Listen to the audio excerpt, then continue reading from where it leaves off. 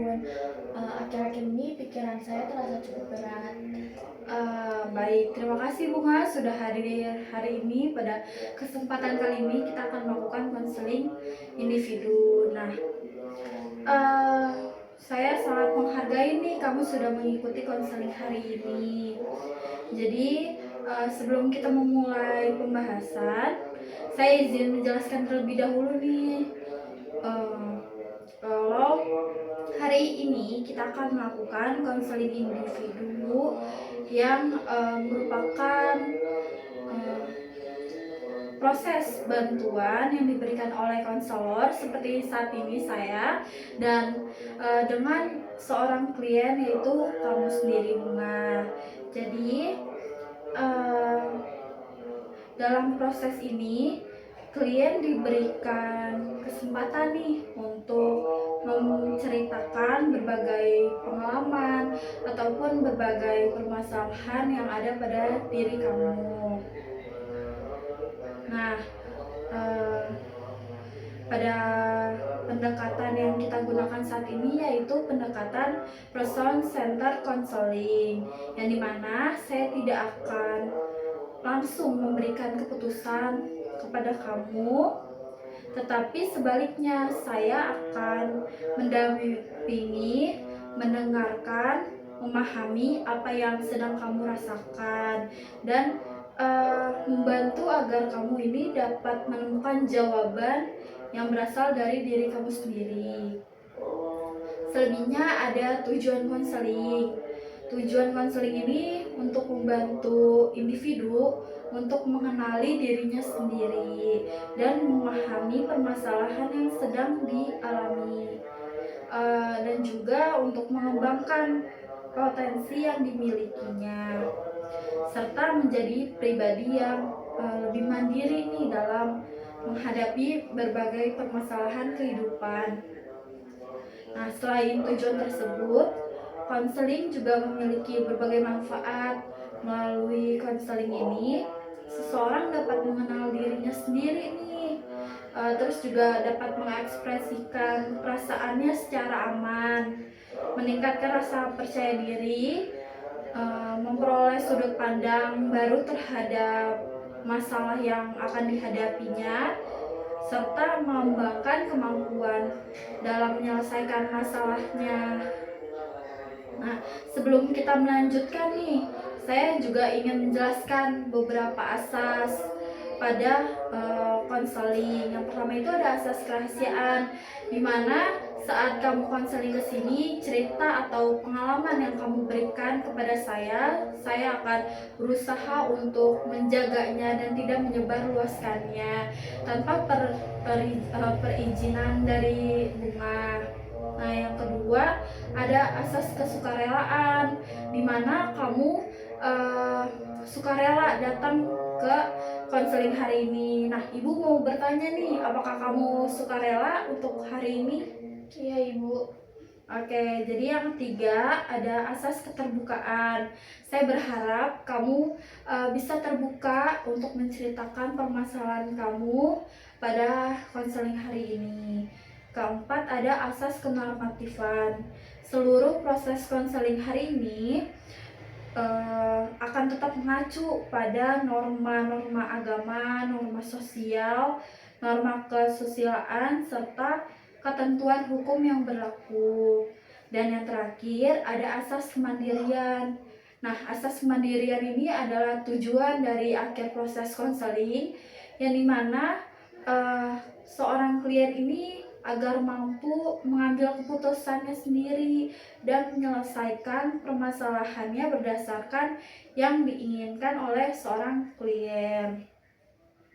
Nah, apakah penjelasan tersebut dapat dipahami, Bunga? Iya, Ibu, saya memahami penjelasannya. Oke, baik. Apakah bersedia untuk mengikuti proses konseling hari ini, Bunga? Insya Allah, Ibu, saya bersedia. Oke, sebelumnya terima kasih kepada Bunga.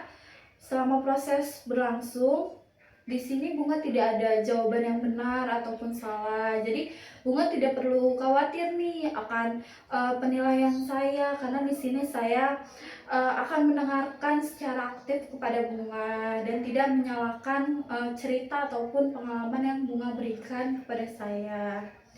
Nah, apabila sewaktu-waktu Bunga untuk membutuhkan waktu berpikir terlebih dahulu, nggak apa-apa, itu wajar saja, ataupun Bunga merasa secara emosional ingin menangis ataupun yang lainnya, itu tidak apa-apa. Nah, kita dapat menyelesaikan masalah dengan tempo pembicaraan yang Bunga lakukan saja. Jadi, bagaimana nih perasaan Bunga setelah mendengar penjelasan dari saya? Saya merasa lebih tenang Ibu. Awalnya itu saya cukup gugup karena belum pernah mengikuti konseling seperti ini. Oke, jadi terima kasih ya sudah mempercayakan perasaan tersebut kepada saya. Apalagi kamu baru pertama kali ya melakukan konseling kepada saya gitu. Jadi wajar apabila kamu ini merasa gugup gitu. Terus juga karena pertama kali mengikuti konseling, saya menghargai keberanian kamu untuk ikut konseling gitu hari ini. Nah, semoga seiring berjalannya waktu kamu bisa nyaman ya bercerita pada konseling hari ini. Baik Ibu.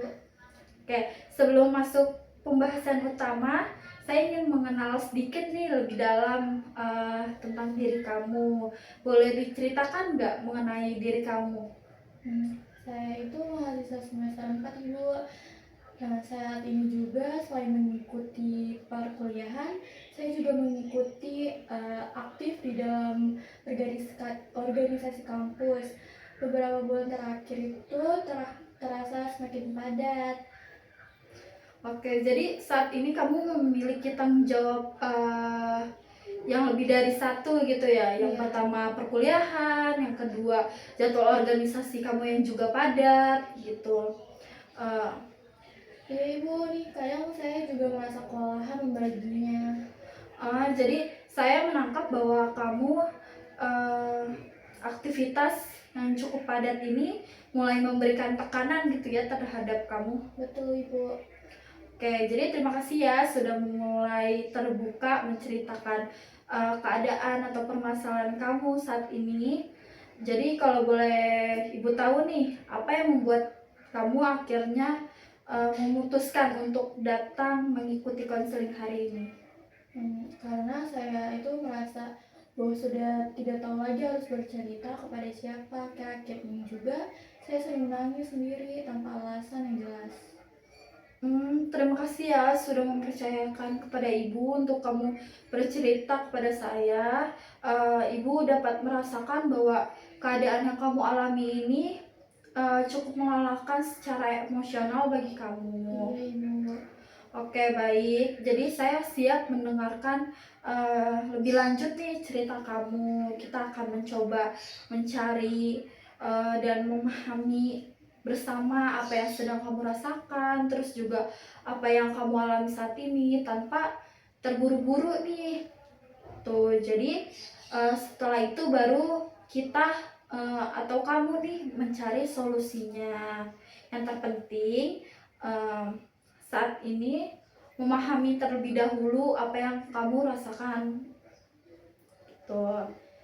Oke, jadi baik Bunga.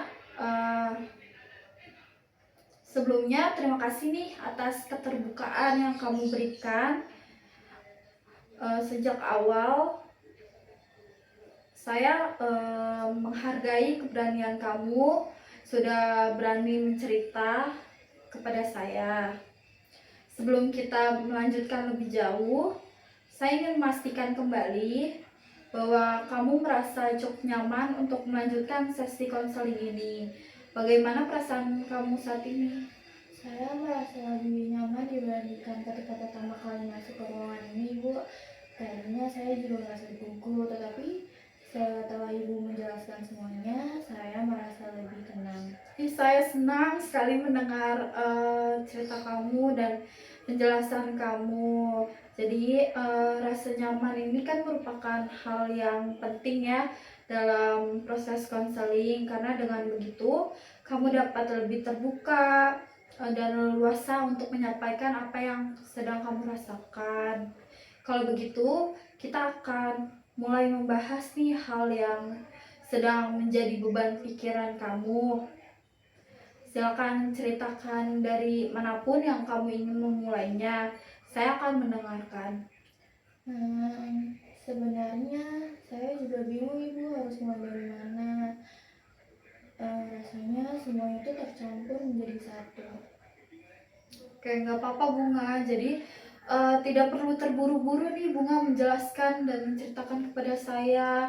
Apabila waktu sejenak untuk berpikir, nggak apa-apa. Jadi ceritakan bagian yang kamu ingin ceritakan aja, atau yang paling sering muncul permasalahan pada akhir-akhir ini. Yang paling sering saya pikirkan itu adalah tentang kuliah Ibu. Nilai saya juga mulai menurun dibandingkan semester sebelumnya. Padahal saya selalu berusaha mendapatkan nilai yang baik. Oke, jadi saya mendengar bahwa ada penurunan nilai ya terhadap diri kamu gitu, yang cukup mengganggu pikiran kamu. Iya Ibu, setiap kali saya melihat nilai, saya langsung merasa kecewa terhadap diri saya sendiri. Oke, jadi kamu itu kecewa ya terhadap diri kamu sendiri. Iya Ibu, saya merasa seperti gagal. Saya juga berpikir, mungkin saya memang tidak cukup pintar. Oke, jadi ketika nilai kamu menurun, terus muncul pikiran bahwa saat ini kamu sudah benar-benar gagal gitu ya. Betul Ibu. Oke, jadi bagaimana nih perasaan kamu ketika pikiran itu muncul? Sedih. Kemudian saya juga jadi takut menghadapi tugas-tugas berikutnya. Jadi bukan hanya sedih ya, tapi juga muncul rasa takut terhadap diri kamu. Iya. Oke, jadi takut terhadap apa yang mungkin akan terjadi? Takut kalau nilainya semakin jelek, takut mengecewakan orang tua, takut teman-teman menganggap saya tidak mampu. Oke, jadi saya menangkap bahwa kamu ada beberapa kekhawatiran ya yang muncul bersamaan. Jadi kayak kamu khawatir terhadap hasil nilai kamu, terus juga khawatir mengecewakan orang tua, terus khawatir terhadap penilaian orang lain. Iya Ibu, semuanya seperti datang bersamaan. Membawa semua kekhawatiran ini kan terasa sangat melelahkan ya Bunga ya.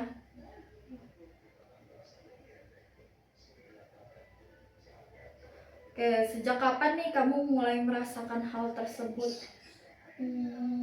Mungkin sekitar awal semester ini. Tugas-tugas juga semakin banyak, organisasi juga udah mulai sulit, kewalahan, karena ada beberapa kegiatan besar. Jadi perubahan ini mulai dari ketika tanggung jawab kamu bertambah ya? Iya Ibu. Oke, jadi bagaimana nih aktivitas kamu dalam hari-hari biasanya saat kuliah? Pagi sampai siangnya saya kuliah, setelah itu rapat organisasi, dan malam mengerjakan tugas. Kadang-kadang tidur jam 2 pagi. Berarti waktu istirahat yang kamu lakukan cukup sebentar dong, tidak lama ataupun normal gitu ya. Jadi karena kamu kebanyakan kuliah, terus juga organisasi yang cukup padat ya. Iya Ibu, bahkan kadang masih kepikiran tugas sampai sulit tertidur. Jadi apa yang kamu rasakan kalau misalkan kamu sulit tidur? Saya membuka sosial media ataupun menonton video supaya pikiran saya itu teralihkan. Kalau kamu buka sosial media, pikiran kamu merasa tenang nggak setelah itu? Tidak juga Ibu, justru kadang semakin malam. Jadi seolah yang kamu cari rasa tenang, tapi malah sebaliknya ya. Jadi eh, waktu tidur kamu itu terganggu. Iya, benar sekali. Oke, jadi bagaimana nih kondisi kamu belakangan ini? Kondisi tubuh? Belakangan ini tuh saya sering pusing Ibu. Kadang sulit fokus saat dosen menjelaskan. Saya juga mudah marah kepada orang lain. Oke, baik. Jadi perubahan tersebut bikin kamu berubah nggak dari sebelum-sebelumnya? Apakah ada perubahan yang signifikan gitu, perubahan yang terlihat sekali pada diri kamu? Sangat berbeda Ibu. Dulu saya itu termasuk orang yang ceria. Sekarang rasanya saya saling diam. Jadi kamu kayak merasa kehilangan diri kamu sendiri gitu ya? Iya Ibu. Nggak apa-apa jika saat ini kamu merasa sedih. Saya tetap bersama kamu di sini. Maaf Ibu. Nggak perlu minta maaf, tidak apa-apa. Jadi menangis ini kan merupakan hal yang wajar ya, cara seseorang untuk mengekspresikan dirinya. Jadi terima kasih nih karena kamu sudah bersedia menceritakan apa yang dirasakan saat ini. Tadi kamu mengatakan nih merasa kehilangan diri sendiri. Boleh nggak kamu menceritakan lebih lanjut seperti apa sih kamu yang dahulu itu? Dulu itu saya lebih percaya diri. Saya bisa mengerjakan tugas tanpa perlu banyak berpikir. Saya juga senang berkumpul dengan teman-teman yang lain. Sekarang itu rasanya saya selalu berpikir apakah saya cukup baik atau tidak. Jadi saat ini keraguan terhadap diri kamu itu lebih sering muncul dibandingkan rasa percaya diri kamu ya? Betul Ibu. Apa yang biasanya kamu katakan kepada diri sendiri ketika kamu merasa gagal? Saya sering berkata, mengapa saya tidak bisa seperti teman-teman yang lain?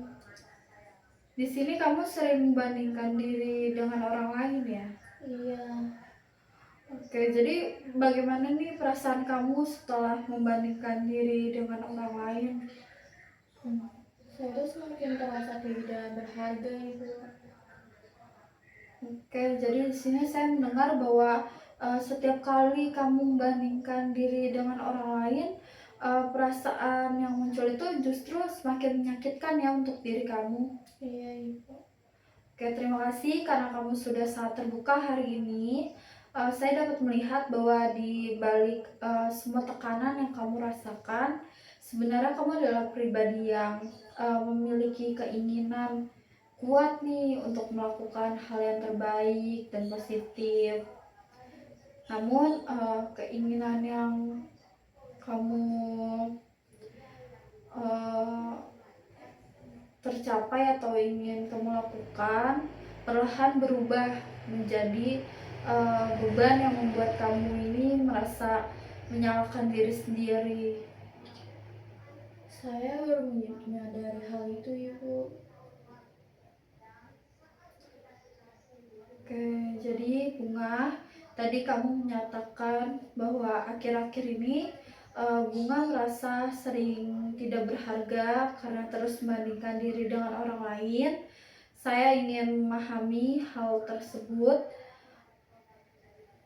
lebih jauh nih. Menurut kamu, mengapa perbandingan ini begitu sering muncul?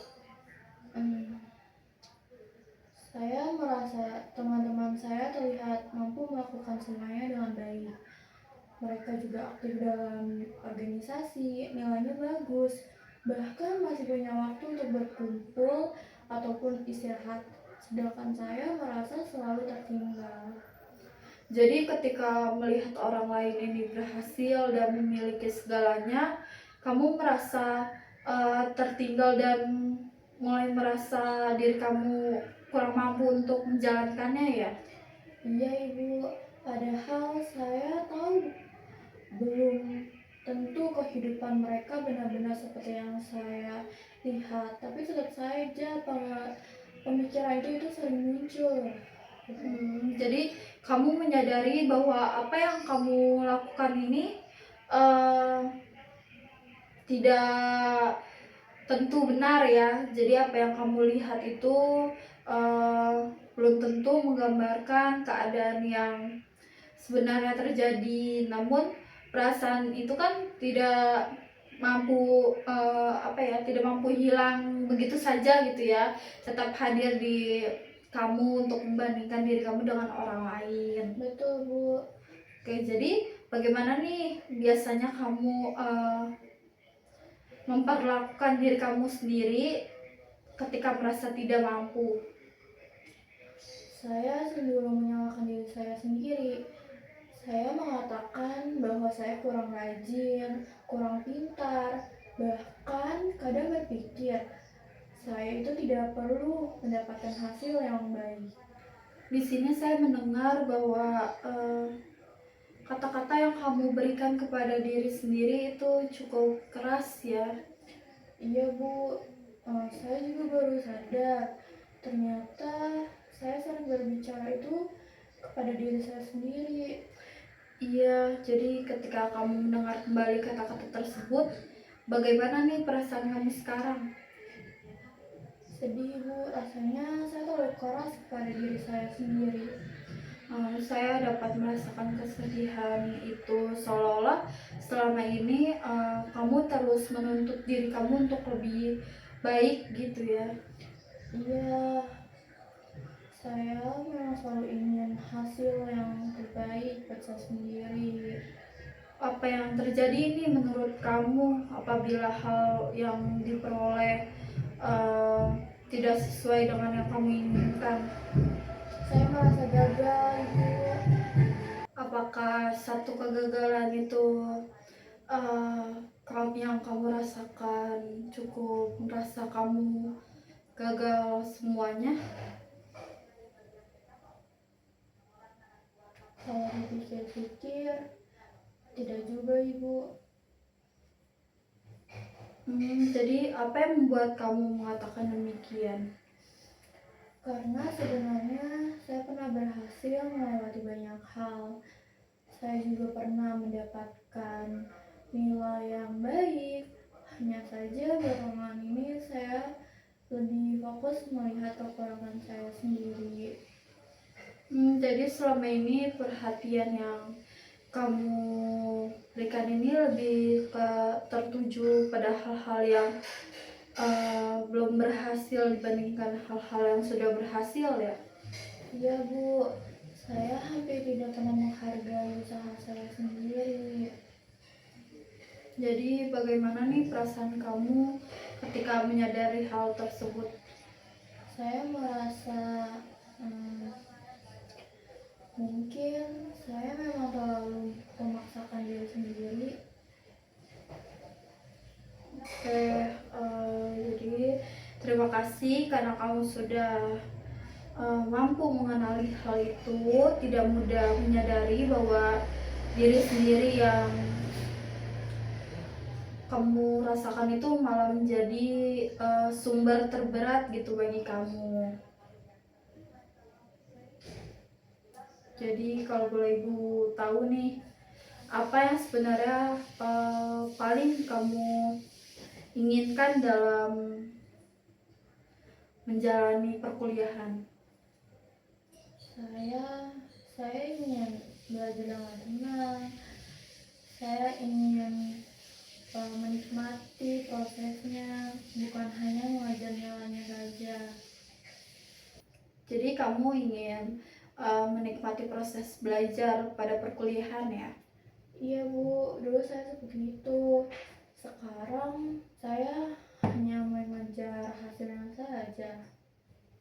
Kalau Ibu boleh tahu, menurut kamu apa alasan atau mengapa nih perubahan itu dapat terjadi? Mungkin karena saya terlalu banyak memikirkan penilaian orang lain. Jadi penilaian apa yang paling sering kamu pikirkan? Orang tua, dosen, teman-teman, bahkan diri saya sendiri. Oke, jadi dari semua itu penilaian siapa nih yang paling berat kamu rasakan saat ini? Penilaian diri saya sendiri. Oke, jadi saya menangkap bahwa tuntutan besar ternyata berasal dari dalam diri kamu sendiri ya. Iya Ibu. Oke, jadi bagaimana nih jika untuk sesaat kamu mencoba melihat diri kamu bukan sebagai seseorang yang harus selalu sempurna, melainkan sebagai seseorang yang sedang belajar. Hmm, saya belum pernah memikirkan hal seperti itu sih Bu. Apa yang kamu rasakan ketika kamu sedang memandang diri kamu dengan cara tersebut? Rasanya lebih ringan. Jadi lebih ringan menghadapinya gitu ya. Iya, saya merasa tidak harus selalu berhasil dalam setiap hal. Apa makna keberhasilan nih bagi kamu saat ini? Dulu saya berpikir keberhasilan itu harus selalu mendapatkan hasil nilai yang tinggi. Tetapi sekarang saya mulai berpikir bahwa keberhasilan juga berarti saya tetap berusaha dan tidak menyerah. Oke, jadi di sini saya mendengar bahwa ada perubahan cara memandang ya pada diri kamu saat ini. Iya, Bu. Oke, jadi perasaan kamu ketika menyadari perubahan cara pandang tersebut nih bagaimana nih? Saya merasa lebih lega. Ternyata itu saya masih memiliki kesempatan untuk memperbaiki semuanya. Oke, jadi ketika kamu mengatakan masih memiliki kesempatan, apa yang terlintas nih dalam pikiran kamu? Saya ingin mulai memperbaiki kebiasaan saya. Saya ingin tidur lebih teratur, membuat jadwal belajar lagi, dan mengurangi membandingkan diri saya dengan orang lain. Oke, kalau boleh Ibu tahu itu beberapa langkah yang muncul dari pemikiran kamu sendiri nggak nih? Ya Ibu, rasanya itu saya sendiri benar-benar menginginkannya. Jadi bagaimana tingkat keyakinan kamu untuk melakukan langkah-langkah tersebut nih jika dinilai dari angka 1 sampai angka 10? Mungkin 8 Bu. Mengapa? Bukan 5, 6, 7, 10, 9? Karena sebenarnya saya ingin berubah. Saya hanya membutuhkan keberaniannya untuk memulainya. Oke, jadi saya mendengar bahwa keinginan untuk berubah ini sudah ada pada diri kamu ya? Iya Bu. Oke, menurut kamu kekuatan apa nih yang selama ini membantu kamu bertahan untuk menghadapinya? Saya itu tidak mudah menyerah, walaupun sering menangis. Saya tetap datang ke kuliah dan tetap menyelesaikan tugas-tugasnya. Oke, jadi saya melihat hal yang sama nih dari cerita kamu. Saya melihat bahwa kamu adalah pribadi yang bertanggung jawab, memiliki daya juang yang tinggi, terus juga mungkin akhir-akhir ini saja kamu mengalami perubahan atau kamu terlalu fokus nih pada kekurangan pada diri kamu sehingga kekuatan yang pada diri kamu ini tertutup. Nah, Ibu boleh tahu nggak kekuatan itu masih ada nggak pada diri kamu? Terima kasih Bu. Saya baru menyadarinya. Oke, jadi bagaimana nih perasaan kamu saat ini dibandingkan ketika pertama kali kamu masuki ruangan konseling saat ini? Jauh lebih tenang. Rasanya beban saya memang belum hilang sepenuhnya. Tetapi sekarang saya lebih memahami apa yang sebenarnya terjadi pada diri saya. Oke, saya senang sekali mendengar hal tersebut. Saya juga menghargai keberanian kamu untuk terus mengekspresikan perasaan dan pikiran kamu selama ini. Baik Bunga, tanpa terasa nih kita sudah cukup lama ya berdiskusi, menceritakan pengalaman kamu. Nah, sebelum itu Ibu ingin mengajak kamu melihat kembali nih perjalanan pembicaraan kita dari awal hingga saat ini. Nah, di sini kan pada awal sesi kamu menyampaikan bahwa akhir-akhir ini merasa tertekan ya karena terus menjalani berbagai tanggung jawab baik sebagai mahasiswa maupun sebagai anggota organisasi yang sedang kamu ikuti. Tekanan tersebut kan membuat kamu sering merasa cemas, sulit beristirahat, mudah menyalahkan diri sendiri, serta mulai kehilangan rasa percaya pada diri kamu.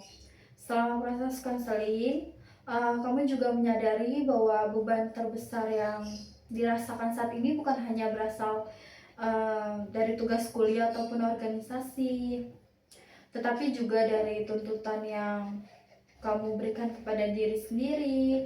Kamu juga sering merasa harus selalu sempurna, selalu berhasil, dan selalu memenuhi harapan semua orang. Saya juga mendengar bahwa saat ini kamu mulai memiliki cara pandang yang berbeda ya, pada keberhasilan. Tidak lagi hanya diukur dari nilai tinggi, tetapi juga dari proses belajar, usaha yang dilakukan, serta keberanian untuk terus berkembang.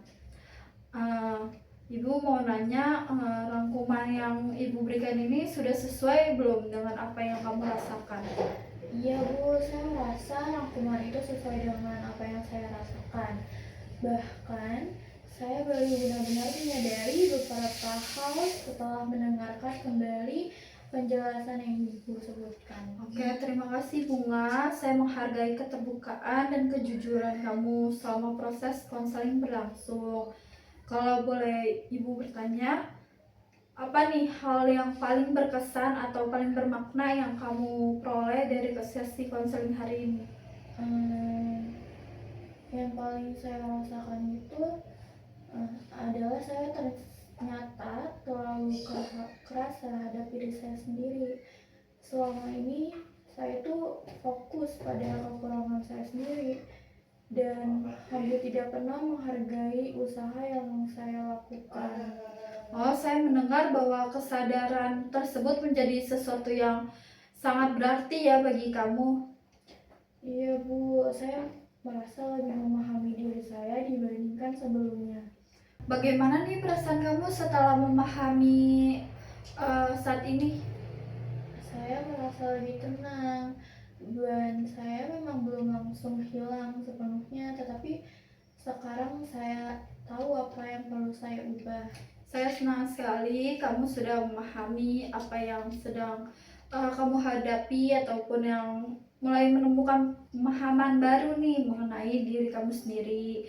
Tadi kamu juga sempat menyampaikan beberapa langkah yang ingin kamu lakukan. Nah, boleh nggak kamu menyebutkan kembali nih langkah itu? Insya Allah saya akan mulai mengatur kembali jadwal kegiatan saya, mengurangi penggunaan telepon genggam pada malam hari supaya bisa beristirahat lebih cukup, belajar menghargai proses yang saya jalani, dan berusaha untuk tidak terus-menerus membandingkan saya dengan orang lain. Baik, semua langkah yang berasal dari pemikiran kamu sendiri, saya melihat bahwa kamu telah memiliki keinginan yang kuat nih untuk mulai melakukan perubahan secara bertahap. Menurut kamu langkah mana yang akan kamu mulai terlebih dahulu nih setelah meninggalkan ruangan konseling ini? Mungkin saya akan mulai membuat jadwal kegiatan untuk minggu depan dan mencoba lebih tidur awal malam ini. Oke, baik. Semoga langkah kecil yang kamu ingin lakukan ini menjadi awal yang baik bagi perubahan yang kamu harapkan. Saya juga ingin mengingatkan bahwa perubahan tidak selalu terjadi secara cepat. Ada kalanya seseorang ini menemui perubahan ataupun kesulitan ketika merasa lelah. Hal tersebut merupakan bagian dari proses. Yang terpenting adalah kamu tetap konsisten, tetap bersedia mengenali diri kamu sendiri, dan melanjutkan langkah-langkah yang kamu inginkan. Baik Ibu, saya akan berusaha semampu saya. Oke, di sini Ibu percaya nih kepada kamu memiliki kemampuan untuk terus berlangsung dan berkembang dari sebelumnya. Oke, dari seluruh cerita yang kamu sampaikan hari ini, saya melihat adanya ketulusan, tanggung jawab, serta semangat untuk menjadi pribadi yang lebih baik. Kekuatan-kekuatan tersebut merupakan modal nih yang sangat berharga bagi kamu. Terima kasih banyak Bu. Jujur, sebelum datang ke sini saya merasa semuanya itu sangat berat, dan sekarang saya merasa jauh lebih lega. Oke, di sini saya sangat senang sekali ya mendengarnya, perubahan yang kamu rasakan. Terus juga terima kasih karena kamu telah memberikan kepercayaan kepada saya untuk mendengarkan cerita dan pengalaman kamu yang sangat berarti ini. Apabila di kemudian hari kamu merasakan adanya perbedaan atau membutuhkan ruang untuk berdiskusi kembali atau ingin menceritakan perkembangan yang telah kamu jalani saat ini, saya akan dengan senang hati menyambut kamu pada sesi berikutnya. Insya Allah Ibu, saya juga ingin mencoba menjalankan apa yang sudah saya sadari hari ini. Jika nanti saya masih mengalami kesulitan, saya ingin kembali berkomunikasi dengan Ibu. Tentu saja saya sangat senang sekali dan boleh sekali saya mendampingi hal tersebut. Oke, sebelum kita mengakhiri sesi konseling hari ini, apakah masih ada hal yang ingin kamu sampaikan atau tanyakan? Tidak ada lagi Ibu, saya merasa semua yang ingin saya sampaikan sudah tersampaikan. Sebelumnya terima kasih Bu karena sudah mendengarkan saya tanpa menghakimi saya. Oke, sama-sama Bunga. Terima kasih juga atas ketersediaan kamu mengikuti konseling hari ini. Keterpercayaan kepada saya, terus juga kerjasama kamu saat proses konseling berlangsung. Saya di sini berharap setelah sesi konseling yang hari ini, kamu dapat memberikan ruang bagi kamu untuk berproses, menghargai selagi usaha yang kamu lakukan ini baik, dan juga mengembangkan potensi yang kamu miliki. Terima kasih banyak Bu Sinta. Terima kasih ya Ibu. Oke, sama-sama Bunga. Hati-hati ya di jalan. Iya Ibu.